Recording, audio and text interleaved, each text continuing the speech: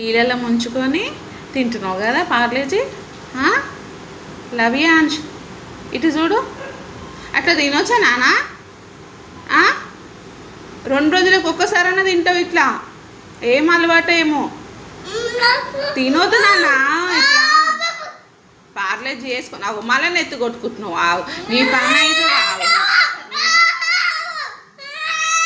ఎవరిచ్చినారు ఇది? ఎవరిచ్చినారు? ఆకలేస్తుందా చెప్పు.